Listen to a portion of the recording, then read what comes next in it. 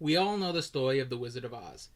Whether it be watching it on the silver screen, whether it be reading L. Frank Baum's timeless classic novel, or even just through cultural osmosis, as we've seen it parodied and retold so many different times.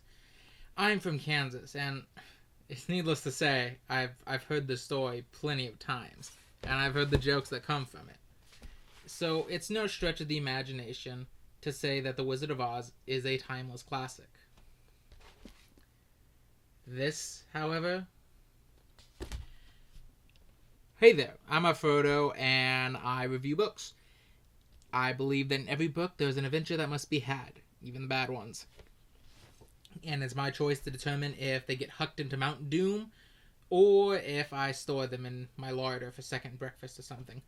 I don't know. I'm still working on the introduction, so... Anyways, the book at hand is Dorothy Must Die by Danielle Paige. This is a 2014 young adult novel. It was Danielle Paige's debut novel. Its general reception, from what I could find, was rather good. It had a 3.8 on Goodreads, a 4.4 on Amazon, a 4.2 on Barnes & Noble, and it was considered a New York Times bestseller, as you can see up here. Now, at the time of my reading this, there are 8 prequel novellas and 3 sequels. And from what I could find, there was even supposed to be a television series made by the CW in 2013, at least according to Deadline Hollywood. However, since nothing else has been announced beyond that, I'm pretty sure it's safe to say that that's dead in the water. Also, it brings up the question how a book published in 2014 ended up with a series in 2013, but that's for another thing. So, I want to talk about this book. So, where should we start? Well, you start with all books. The cover. Now, I actually like the cover, at least on the front. As you can see, it's a mostly black cover, and with the signature style of Dorothy's clothing. Fun fact, see how the slippers are silver here? That's actually how they were in the original novel. They were changed to red in the movie to show off the new Technicolor at the time. But anyways, fun trivia aside, this cover is very effective. It shows us that even though all the characteristics are there of the former character that we used to follow, Dorothy Gale, she's not herself anymore. She's a shadow at best. And the blood red lettering kind of shows what kind of direction the story's going to take. So, from there we go to the back. Now, there's not much to say on the back. The back is mostly just a synopsis, which, in my opinion, is what the back of the book should normally be. I didn't ask for any of this. I didn't ask to be some kind of hero. But when your whole life gets swept up by a tornado, taking you with it, you have no choice but to go along, you know? Sure, I've read the books. I've seen the movies. But I never expected Oz to look like this. A place where good witches can't be trusted, and wicked witches might just be the good guys. A place where even the road of yellow brick is crumbling. What happened? Dorothy. My name is Amy Gum, and I'm the other girl from Kansas. I've been recruited by the Revolutionary Order of the Wicked, and I've been given a mission. Remove the Tin Woodman's heart, steal the Scarecrow's brain, and take the Lion's courage. And you know what? That's pretty good. It gives you a good synopsis without actually spoiling anything. If I had any complaint, it's that this remove, steal, take section right here, it's not really her goal in this book. It's the goal near the end of the book in the last 2 chapters, because for the most part on this book she focused solely on trying to kill Dorothy. She doesn't know she has to do all this. But that's a super minor nitpick.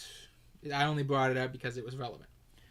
Now, as you can see, I have a Sam's Club exclusive edition, which includes character rap sheets, a playlist, and a sort of little cheat sheet for what's been changed. So we'll take a look at that. Supplemental material is meant to enhance the reading experience. And if you only look at it after you finish the book, you don't gain much from it. Unless it's meant to, but whatever. So, as you can see, there is wanted posters of each person. You got Dorothy, Glinda, the Wizard, Scarecrow, the Tin Woodman, and the Lion. On each of these wanted posters, you're given stats, which just describes them a bit, and the crimes they've done. There's really not much to talk about here. It's a nice little addition. There's a couple of small little nitpicks I have with this, such as in the Wizard section, his crimes are both listed as helping and hindering Dorothy's tyrannical reign. So it kind of makes you wonder who is supposed to have been drawing these up. Is it Dorothy, or is it the people against Dorothy? Because one of those crimes shouldn't be there. The other, more serious comment I have on it is that if you were to read this first, the crimes in the Lion actually spoils a fairly major death. So if you do happen to get a hold of a Sam's Club exclusive edition, don't read the wanted posters first. Next, we move to the official Dorothy Must Die playlist. And it's okay. I don't have much to say on music when it comes to reading. I have trouble with too much stimuli in that regard. So when it comes to that, I tend to just focus on reading. But when it comes to these songs, I imagine most would actually be fitting. I mean, more than a couple are taken directly from versions of Oz or were written with Wizard of Oz in mind. You got things like Goodbye Yellow Brick Road by Elton John. You got Home from the Wiz soundtrack. You got The Great Gig in the Sky from Pink Floyd. You got Defying Gravity from the Wicked soundtrack. Over the Rainbow by Judy Garland. So needless to say, yeah, these songs are probably fitting, but they were designed to fit the Wizard of Oz, or versions thereof. The final thing is the wonderful versions of Oz, which I said is sort of like a cheat sheet. Now, I'd love to go through it, but I can't, because in reality, while this is nice, it's kind of pointless. It's stuff that you would either learn through reading and thus wouldn't really need to know, or it's stuff you wouldn't learn, and it sort of spoils things that happen later on. Let's see, what's a good example of one of these? If the shoes fit. Now, this talks about how in the Baum version, the Wicked Witch of the East was proud of her magical silver shoes, until Dorothy's house landed on her and the shoes became Dorothy. In the movie version, filmmakers made the silver shoes a striking ruby red to show off the then groundbreaking Technicolor film technology, as I said. Our version. In her first trip to Oz, Dorothy's magic shoes were indeed silver, but she lost those on her journey home to Kansas. On her 16th birthday, Dorothy receives a mysterious box containing a pair of 6-inch tall, ruby red, patent leather high heels that sweep her back to the magic land. Now that right there, that spoils, because it tells us that not only is the shoes that Dorothy currently wears not the originals, but they were directly given to her and are responsible for her return, immediately setting up the idea that she was brought back for a purpose, and that's not really present in this book. But anyways, it's time to move on what's actually inside the book. Now, the first section I'm going to talk about is I like to call the We're Off to See the Despot. This is the initial introduction to our main character, her life in Kansas, her arrival in Oz, the main character she meets, and more or less she talks about how bad Oz is. The first chapter sets up fairly well that Amy does not live a good life. She's sort of trailer park trash. She doesn't have the money to afford new clothes, so she often shops at the Salvation Army, which is a constant source of taunting from the school bullies. Her school bully is actually a 8-month pregnant 16-year-old girl who stages a fight with her and then pretends to have been punched in the stomach to get her suspended from school. And then her mom, as we learn, is something of a good-for-nothing, in the sense that most of the day she sits there on her couch doing nothing but wearing a Snuggie and eating Bugles, barely moving. Amy even briefly wonders if she even gets off to go to the bathroom. The only time she gets up is to go do drugs or drink. And that's sort of what happens. After she gets suspended from that stage fight, she comes home to find that her mom tells her about a tornado warning before leaving to go get drunk with her friends. And naturally, she's caught up in this tornado, which takes her to the land of Oz. When she wakes up, she finds a guy named Pete hanging over her. And he basically gets her free, tells her where she is. With that, he leaves and just sort of disappears.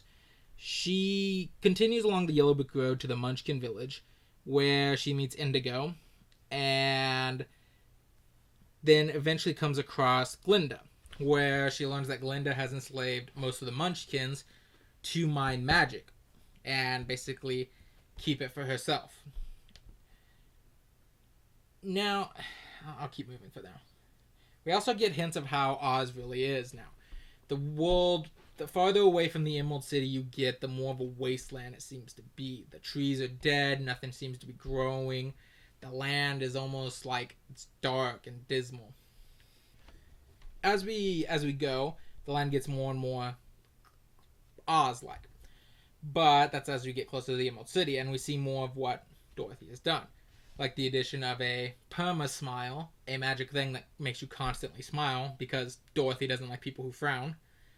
We also meet a monkey named Ollie, who is hanging upside down from a post to be basically because he needs an attitude adjustment, because he was sassing off a little too much. Now, Amy shines a fair amount because despite knowing the risks, or at least being told the risks, she cuts Ollie down and doesn't want him to die. We also learn here, another good bit of world building, that the flying monkeys are, or at least at the very much, their wings are weak to magic. So they often find themselves subjugated by powerful but evil magic users because of it. Ollie's special in that he's a rebellious monkey who cut off his wings so he wouldn't be subjugated by Dorothy. This does sort of bring up a question why this wasn't done earlier when it came to the Wicked Witch of the West, but we'll just move past that.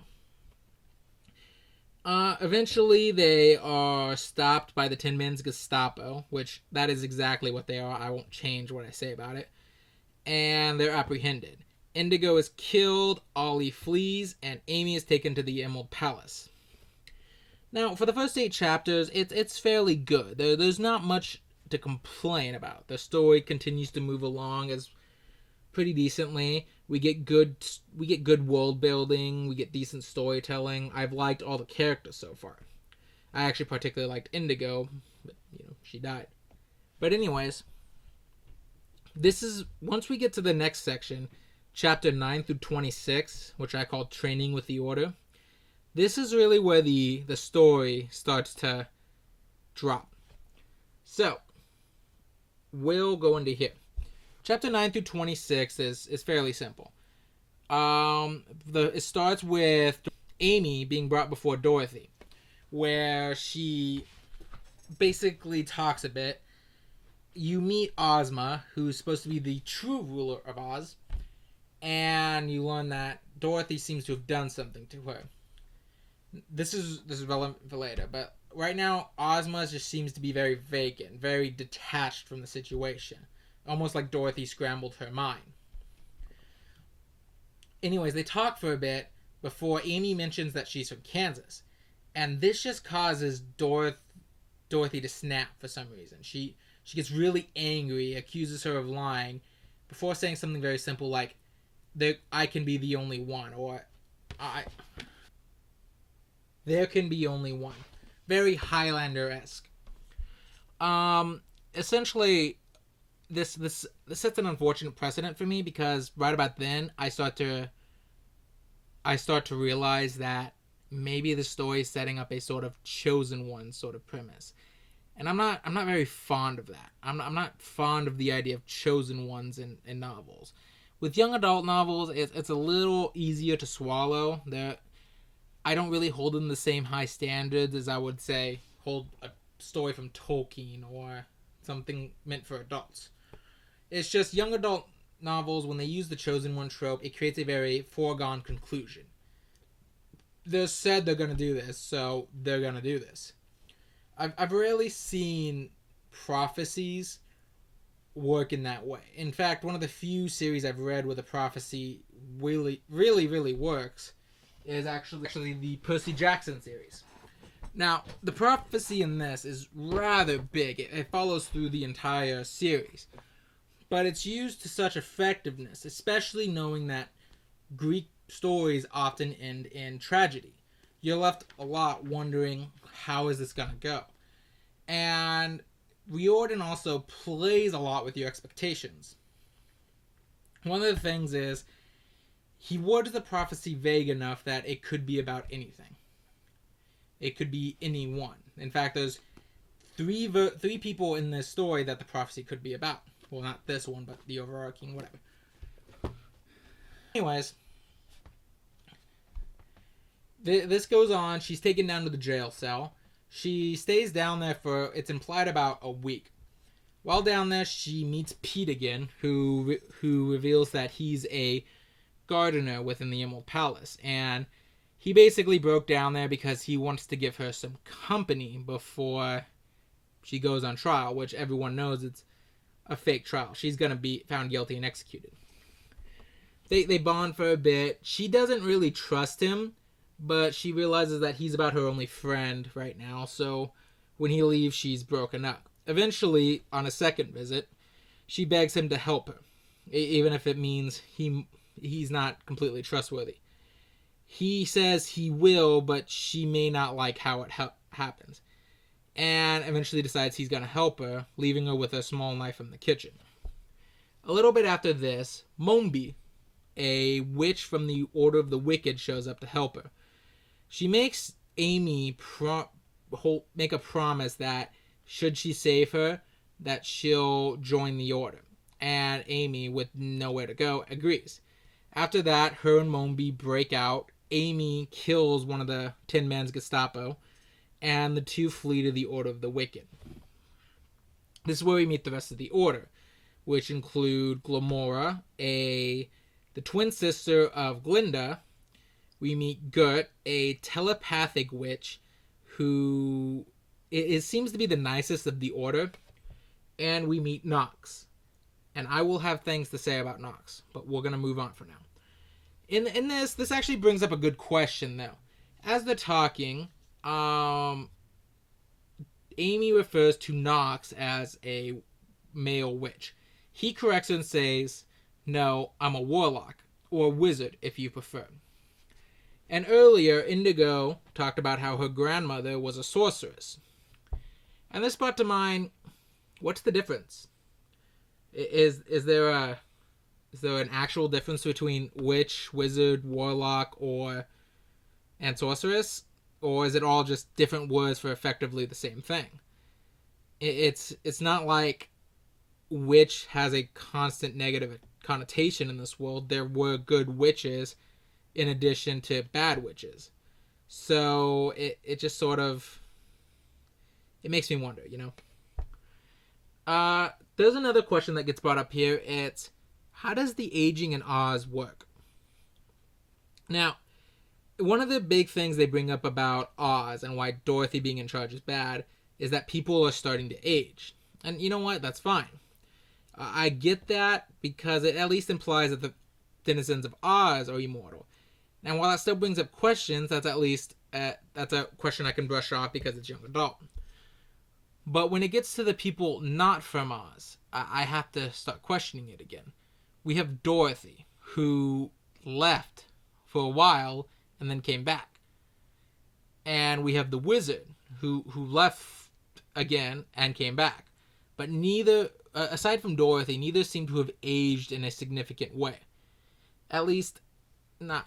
It's implied that the Balm version is the more definitive version. It's more often referenced in the book than the movie version.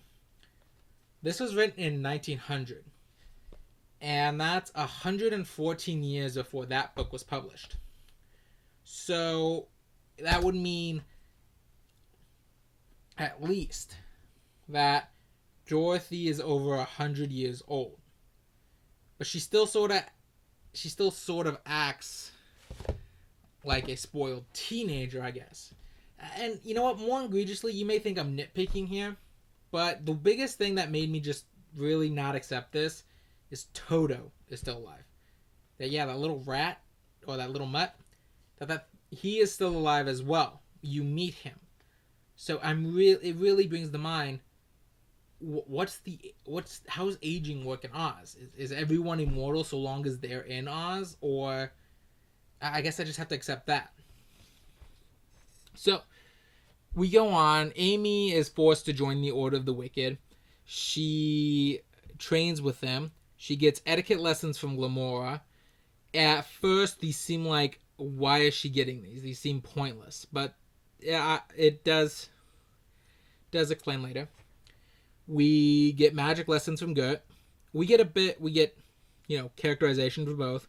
Glamora being Glinda's twin sister who was scarred, basically had a chunk of her cheek ripped out, so no one could ever mistake her for Glinda again. And Gert, we don't get much on her, but she is the most motherly and nice of the group. Then we meet Nox.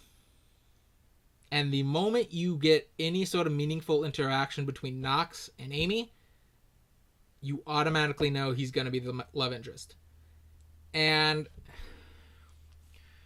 one of the things I find really annoying with young adult novels is that a lot of the time the romance is often the worst part.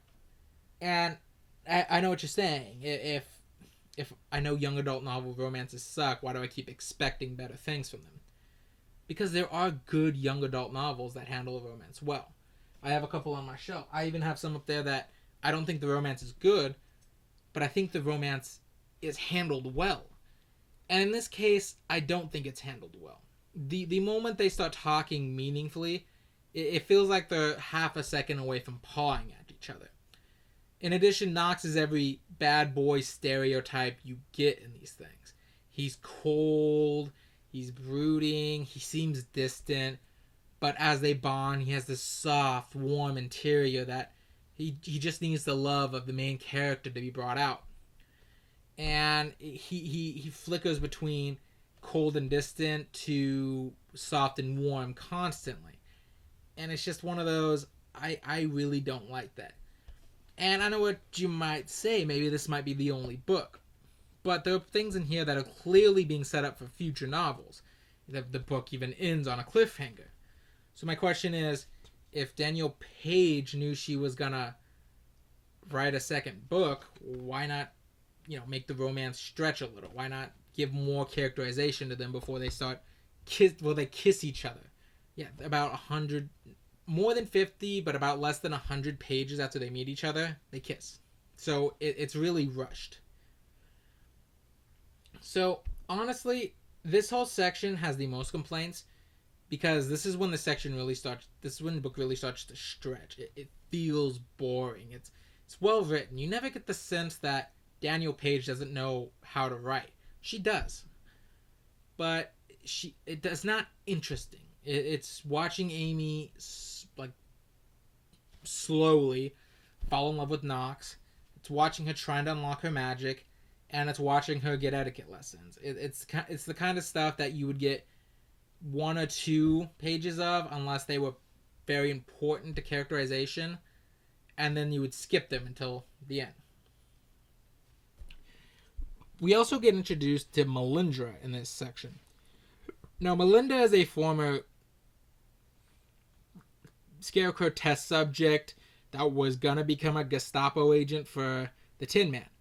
However, she escaped before that happened, and then she joined the Order of the Wicked. And Melindra as a concept is fine. The problem is Paige uses her solely as a parallel to the teenage bully from Amy's home. Melindra doesn't really feel like she was added for a purpose other than that. In fact, the moment Amy overcomes her physically and emotionally, Melindra just more or less disappears from the story. So she exists to be the mean girl rival for Nox's affection in the 100 pages that we have. So anyways, eventually her training ends. And she's decent enough. She gets a magic knife. and she unlocks magic fire, because magic in Oz is, I guess, when you unlock your magic, you're attuned to a certain type of magic. Amy's happens to be fire. Gert's is implied to be her telepathy. Nox, I believe, was water. And it's one of those, yeah, it brings more questions to mind about the magic, but I'll get to that later. So eventually they decide that after hearing that the lion is attacking a village in Oz, they're going to go interfere. So they go. They find that the lion is currently executing citizens. Amy and Nox have broken off from Gert and Mombi. Glamora and Melindra stay behind in case they all die. Which, when I think about it now, it doesn't make sense that they would take Amy. Because they're very clear that Amy is the centerfold of their plan. That she is how they'll kill Dorothy. So it doesn't make sense that they would put her in this situation where she might die. But that's a nitpick. I have a lot more to say about that. But I'll get to it when I get to it. So anyways, they come across the lion executing civilians. They send out a call for Mombi and Gert, but they don't get there in time, and Amy and them are forced to intervene before the lion kills too many people. As they're fighting, Gert arrives, and the lion engages Gert. Now, how the former cast is evil kind of plays off at how they ended. The Scarecrow got brains, so he's become something of a mad scientist. He conducts amoral experiments with the intention of solidifying Dorothy's reign. He doesn't really have a conscience when it comes to his science. The Tin Man got a heart, so now he's obsessed with Dorothy. He's so obsessed with her, he can't see anything he does for her as wrong. And that's effectively why he commits such evil. The Lion, however, is an odd man out when you stack those up against each other. You see, the Lion is a fear eater. In fact, it's that if anyone's afraid of him, he can effectively suck out their life force. But to me, that doesn't really gel well with how the other two were handled, because there are more aspects of the personality being warped, and the Lion doesn't really feel like he's this overly courageous guy anymore. A good way that Paige could have written this is the Lion was like a sports hunter who's tired of hunting small game, how nothing in the land seems to excite him anymore, but he realizes, oh, there are strong people fighting against Dorothy's reign, like the Wicked Witches, or these great fighters. That sounds fun to hunt. That would play into a reckless personality, someone who seeks thrills now that he doesn't have any fear. It would be an interesting way to subvert that. Instead, he's just a fear eater with a lot of anger. So, anyways, about this time, Gert confronts him. Since Gert isn't afraid of the Lion, his powers don't work on her, and she's somehow able to cause his powers to work in reverse. Instead of him eating her fear and thus her life force, she's sucking away his courage and his life force. This weakens him enough for Amy to get a good shot on him, but they don't kill him, and he and his forces get away. However, somehow, Gert absorbs enough of the courage that it sort of overloads her, and she dies. Now, I don't really get how she died, but I'm letting it slide. I'm going to talk more about the death itself. This was the big spoiler I talked about in the supplemental section. The Gert dies. I get why it's supposed to be sad. She's the most motherly and the nicest of the Order. We see how everyone's affected by her death, even though they may not want to show it. But we don't really know enough about Gert ourselves to really feel that pain, beyond being asked to empathize with the characters. Gert is like if Dumbledore was killed in book 2 instead of book 6. Sure, he's there, he's this great guy we've heard a lot about, but we don't know enough about him to really feel sad that he died, other than the other characters are sad he died. So that's just a small complaint on my end. This does eventually, they do continue on. They decide they're going to keep going with the plan, and finally this does bring to mind one simple question: why does Amy have to kill Dorothy? The Order is very clear that they believe Amy has to be the one to kill Dorothy, but they never actually explain why. They don't explain if it's because she's from Kansas and only people from the other world can kill each other in Oz. And they don't really explain why it has to be Amy. And it comes up enough that you have to explain it, otherwise I'm sitting there like, okay, why? Why are they throwing away these great opportunities they seem to have because they seem to think only Amy can do it? This really isn't a complaint much, it's just a serious question. I'm sure it's probably explained in a later book, but that's one of those you have to explain it in this one because it's so vital to how this one is told in the later chapters. So anyways, after that, this section mostly ends and we go to this section I call the infiltration. This is chapters 27 through 40. This is where the Order of the Wicked put forth their plan and Amy has to do her part. Now, I'm going to put it out there. The Order of the Wicked's plan is stupid. It's very stupid. So, the etiquette lessons I mentioned earlier, not making sense when you first read it, they're brought up now, and it makes sense because it's revealed. By the way, they don't tell Amy what the plan is until a couple hours before they're going to do it. It's revealed that they're going to send her into the Emerald Palace as a servant, where she's going to try to infiltrate and get close to Dorothy as her handmaiden so she can get a shot at her. Okay, that's not a bad plan. What's stupid about it is, one, they don't tell Amy any of this until the last second. Two, they're not sending Amy in as herself or this new identity. They're sending her in as someone who already exists within the palace, a girl named Astrid. And the reason that's stupid is Amy doesn't know anything about Astrid. Astrid is someone who exists within the palace. She's someone who has connections, who people know how she acts. And you're taking someone who met her an hour ago and telling her you have to act like her because our plan depends on it. And that's stupid because, again, they don't know anything about her. In fact, there was even a scene where Glamora was teaching Amy to be more herself, be more confident as herself. That's definitely not what you want to do if you're sending her in as someone else. If you ever watch a show where a cop goes undercover, you know that their personality while undercover changes from who they are as normal. That's because they're trying to be someone else. Whatever. I've harped on that enough. So anyways, still stupid for later plans, but I will explain further when it comes to it. So anyways, Amy learns the plan is for her to go in place of this Astrid character. She does this after Mombi cuts off a chunk of Astrid's hair and makes her eat it, which enchants her to look just like Astrid. They send her through a mirror where she comes out into Astrid's room. Now, this is part of why I say the Order is stupid. We'll start with this. Magic in this world is too ill-defined. It's in a sense where magic feels like it can do just about anything that the writer wants it to do.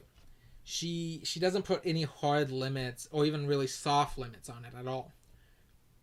Magic does what's convenient for the plot.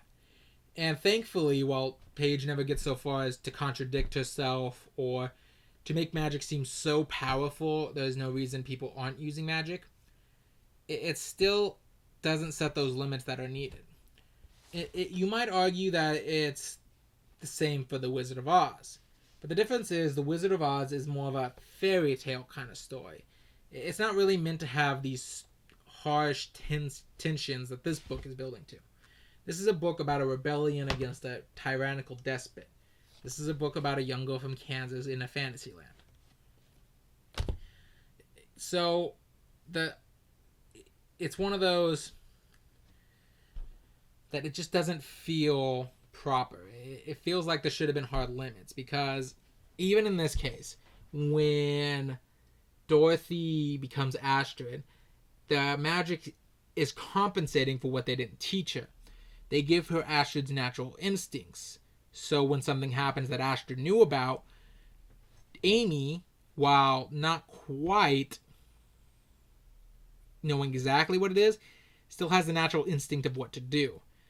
And this is the only reason she doesn't get caught, because of the Order's stupid plan to send her in as someone who is actually there.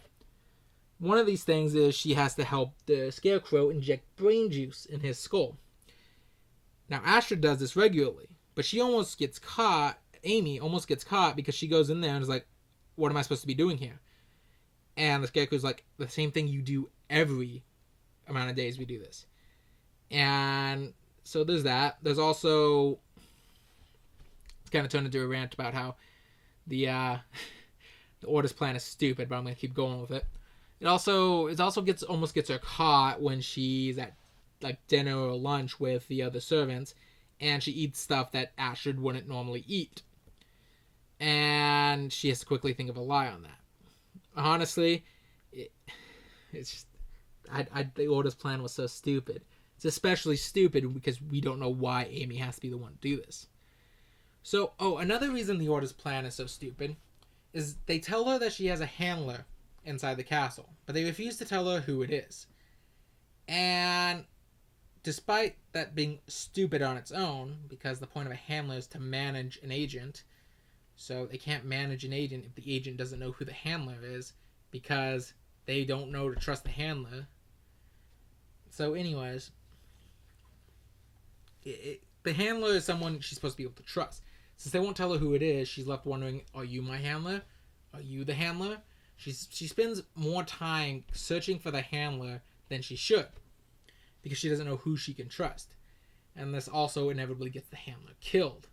We'll go on. So, continuing on, she basically infiltrates the castle as Astrid. She spends time getting close to a couple servants, including the head servant, Gelia, who she saves from the lion. She asks around about Pete, who, remember, was supposed to be a gardener, but she finds out that no one's ever really heard of him. She also runs into Ozma, who, in her own crazy roundabout way, reveals that, I know exactly who you are. You're not Astrid. But for some reason doesn't seem to tell anyone else. So Amy's like, what's going on? Amy also gets caught trying to use one of Dorothy's magical objects to make her mission go faster by the wizard. However, the wizard also seems not to turn her in. In fact, he also seems to help her get closer to Dorothy so she could possibly finish this off, leading the wizard to be a very enigmatic character. Everyone is telling her don't trust him, but he also seems to be the one most directly helping her. It creates an interesting dynamic between the two. I'll give it that. Eventually, Amy runs into Ollie again, who seems to have managed to avoid the lion and is now here in the castle. See, he wants to find his sister, who he found out was taken in by the Scarecrow, who wants to experiment on her because she's very smart for a flying monkey. And even though the last meeting was very bad, I think it even says she spit on him because he cut off his wings to be free. He can't leave his sister to undergo such a horrible fate. Now that's good characterization for Ollie. Even better when Amy says, okay, she'll help him, knowing the risks. So, in order to help him, she finds out where the Scarecrow's secret lab is, manages to draw him out by burning his study, pickpockets the keys off Gelia, and gets down there to free Maud. Now, this eventually leads to Maud and Ollie linking back up, and a scene where Amy has to cut off Maud's wings in order to save her. And this scene wasn't very good. It's not that it was dark or grim. In fact, I think it should have been more dark and grim than what it was. See, Amy doesn't want to cut off Maud's wings, but knows she has to because if she doesn't, Maud will basically forever be a slave to Dorothy. She won't even be able to leave the Emerald Palace. So when it happens, it takes about half a page, and it's over. And this is something that you should really get into the character's head. Really, this book is written in the first person, so we're in the character's head already. But you should really dive into how this is making her feel. Dive into each action. Make us feel like we're there, suffering with Amy as she does this admittedly terrible thing for a good purpose. And it's just a major loss to me that Danielle Paige doesn't do that. So, anyways, from there, this is also where the Order of the Wicked's horrible planning backfires on them. See, it's obvious that someone broke into the palace to free Maud, because there was a fire set and now Maud's missing. So Dorothy and her companions start looking for a traitor in the palace.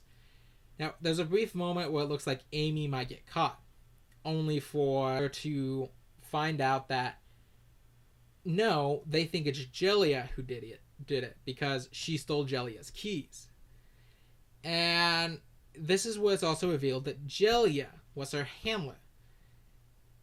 And yeah, that's it backfires because Amy didn't know she could trust her. She couldn't ask her about this. She couldn't get her consultant. They couldn't come up with a plan which would throw suspicion off either of them. So Jelia is forced to take the fall for Amy. And it ends up with Jelia being killed. This also brings into that point I was making where, because we're not told why Amy is so important to the plan, we're left wondering, okay, Jelia, the head servant, has to die so Amy can stay alive. But Jelia is exactly where they want Amy to be. So why couldn't Jelia do it? What is the purpose that Amy has to be the one to do this? You see why it's more infuriating than it is, oh, what's that? What's the deal? It's not, it doesn't drive my curiosity. It frustrates me. Because if I was in this scenario, I would probably ask, why do I got to be the one to kill Dorothy? So anyways, after that, they have a bit of trouble. Knox eventually comes down and says Jelly was a big backbone to their plan because they were going to attack during one of Dorothy's balls. And despite wanting to pull out, Amy is able to convince them to stay with it. Eventually, she also finds Pete again. He came to visit her earlier. I didn't mention it. And then she finds him again in a maze that's deep within the Emerald Palace. A maze that's said to be so old and powerful that even Dorothy and Glinda avoided a lot. So when you find Pete in the center of it, and he talks about how they've been friends for a long time, it's one of those, it kind of brings a bit of suspicion on Pete. Who is this guy? And one thing I can really give Paige is she knows how to set up a good subversion. She knows how to set up the hints that at the time you're reading, you'll probably miss them. But when you look back, you're like, you know what? That makes sense. With Jelly, even though I think it's stupid on the order, it was clear looking back that Jelly was a part of the plan. How often she covered for Amy, how often she seemed to get Amy in the right position. And with Pete, it'll be revealed later, but there's also plenty of hints of what he really is too. So, we'll move on to the next section, 41 to 45, the party crashing. Now this is where the big plan comes together. Dorothy's holding this big party just because. The Order of the Wicked is going to come in, set glyphs and wardings that will prevent any magic from being cast inside the Emerald Palace. They'll attack during that time. And Amy's goal is to focus on Dorothy and kill her. Now, Amy handles this fairly well. She is able to take advantage of the Tin Man's obsession with Dorothy, which leads to an unfortunate incident where the Tin Man accidentally cuts her dress, and Amy is able to get her alone by convincing her to change. Now, Amy almost has Dorothy in that she's about to kill her, and then Toto snaps onto her arm and prevents Amy from doing it. The two scuffle. It leads into a chase that takes them up to a tower, where Amy, as a last-ditch effort, tackles Dorothy outside of the tower to try to kill them both. And at the last second, Dorothy's magic returns and she's basically able to teleport away. Amy's only saved at the last minute by Maud and Ollie returning with basically mechanical wings that let them fly again. They catch her, they bring her down where she meets with the Wizard and Pete at the bottom. And basically the Wizard tells her you can't kill Dorothy until you remove Steel Take. Like I was saying earlier about how the back doesn't quite make sense. She learns that she has to kill Dorothy's companions before she can actually kill Dorothy. It's not quite explained why, but it's so near the end it doesn't bother me. But it sort of implies that you have to weaken Dorothy enough to do it.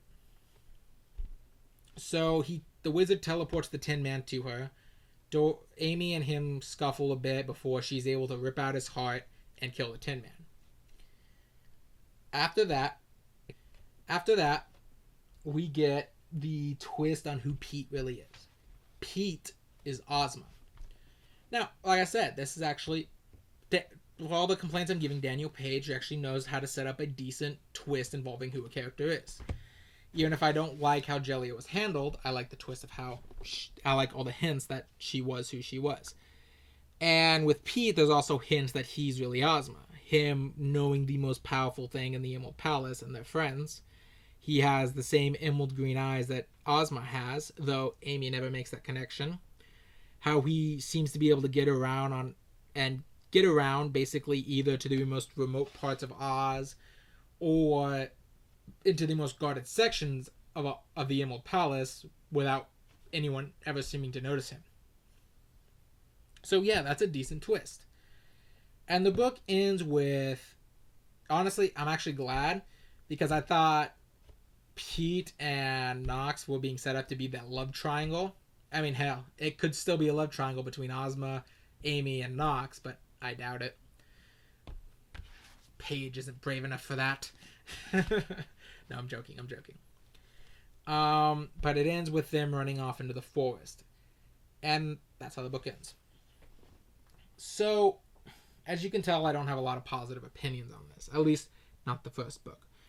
And I know a lot of people say you should probably read the whole series before you pass judgment, but I don't think that's true.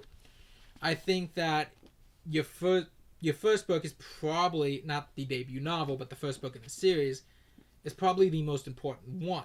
Because this is the book that determines if I'm going to keep reading. This is the book that determines if I like the character and I like the story and basically all that enough that I want to experience what the rest of the book has to say. And based on what I read here, I probably wouldn't. In the end, I'd probably give this a 4 out of 10. It's not horrible, but I wouldn't call it good. It's not even really okay. It's ugh. And I'd recommend it to someone looking specifically for what this book has, but I can't say I would recommend it on general. So, yeah. Mount Doom. And so that's basically where I left off. That's all I have to really say on that. I don't really know what I'm going to do next as a review. I have plenty of books, as you can clearly see. I have a lot I want to talk about, but I don't really know what I'll talk about first. I'll post based on what I decide. But until then, let's remember, every book is an adventure. And every adventure is worth taking, even if it's a bad one.